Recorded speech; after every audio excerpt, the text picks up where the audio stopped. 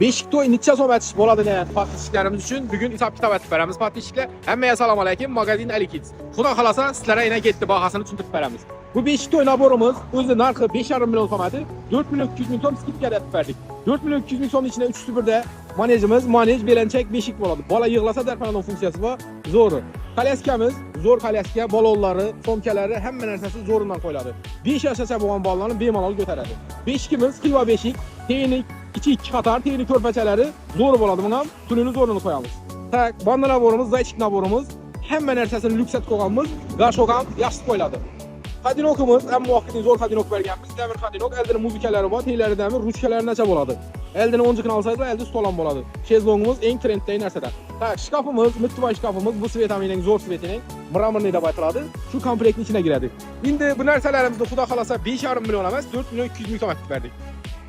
Dostavka nelarcha deb so'raydilar. Dostavkamiz Xorazm bo'yicha bepul. 4 kul, Beruni 50 kala, g'il taraflari mut. Galaslar, vajda tarlislar dostavkasi bizdan bo'ladi. Manzilimizni tushuntirib o'taman. Manzilimiz Urganchda joylashgan. Bunda Urganchdagi Tomaris Tour gipermarket bu 8 blok deb ataladi. Bu yanimiz suv, bu yanimiz Met College. Gipermarket tarafdan gelsangizlar, shundan gelsangizlar, shu blokda bo'ladi. Ya'ni shundan o'rtadan kirib kelib, chapa ikkinchi etaja chiqasizlar. Bilmaydiganlar uchun ham maxfiy nomer qo'yamiz.